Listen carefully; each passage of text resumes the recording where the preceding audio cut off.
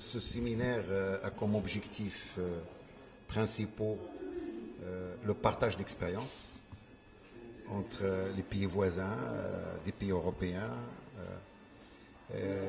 Pourquoi partage d'expériences? Parce que c'est une thématique très évolutive. Et donc, il subit des changements dans tous les pays. Il y a les lois qui changent, qui évoluent, les procédures, etc., qui viennent répondre et atténuer un certain nombre de contraintes qui se posent avec le temps. Et nous, au Maroc, ce séminaire se positionne à point nommé.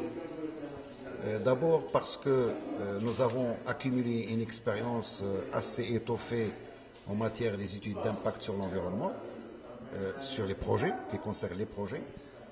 Et nous sommes aussi en train, suite à la recommandation, suite même à ce qui est stipulé dans le projet de loi cadre sur l'environnement et le développement durable, nous sommes en train d'institutionnaliser, de réglementer l'instrument évaluation environnementale stratégique qui, cette fois-ci, est appliqué non pas pour les projets, mais pour les politiques, pour les plans et programmes.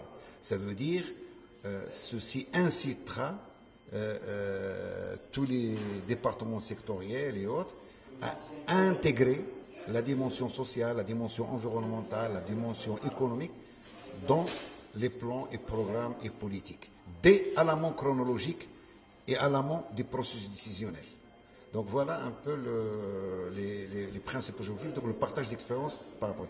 Et comme on a des vitesses différentes. On a au niveau de l'Europe une directive européenne sur l'EES qui est en train d'être transposée progressivement au pays. Nous voulons savoir, et ça c'est l'objet de demain, nous voulons savoir quelles sont les contraintes de transposition, quels sont les modèles adoptés actuellement pour que nous, on s'inspire. Bien entendu, nous sommes contraints à adapter l'instrument à notre contexte légal existant marocain. Et bien entendu, nous avons aussi nos amis, nos voisins, Algérie, Tunisie, etc., qui peut-être, on va écouter tout à l'heure l'expérience algérienne et l'expérience tunisienne immédiatement tout à l'heure, et qui sont aussi en train de changer, d'évoluer, etc. Et puis, nous avons aussi une expérience intéressante de notre pays ami, le Sénégal, parce qu'ils ont quand même développé un autre instrument qui s'appelle l'évaluation, l'étude d'impact environnemental et social. Et voilà, donc il y a tout un débat, il y a une incompréhension parfois des instruments, il y a des chevauchements entre les instruments, etc. Et c'est un séminaire de clarification. Ça, c'est l'objectif, si vous voulez, de partage et qui va servir énormément, notamment au ministère de l'Environnement, ministère chargé de l'environnement, délégué chargé de l'environnement. Bien entendu, ce séminaire a une portée didactique et pédagogique, parce que il fait partie, c'est une activité qui s'insère dans un projet avec la Wallonie-Bruxelles, mais avec l'appui aussi des projets PGE-GIZ, pour le montage d'un master professionnel sur les évaluations environnementales.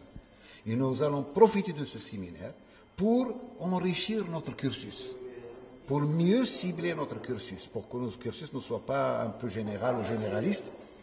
Et ce séminaire va nous permettre d'enrichir ce cursus, mais ça va nous permettre aussi d'établir un réseau, un network de compétences. Parce que la pluridisciplinarité de ces instruments oblige à faire appel à des experts partout. On ne peut pas être autonome. C'est pour cela que, Inch'Allah, donc demain, à la fin des recommandations, on va essayer de constituer un réseau de compétences pour nous soutenir dans ce master et pour nous permettre de garantir une qualité de formation.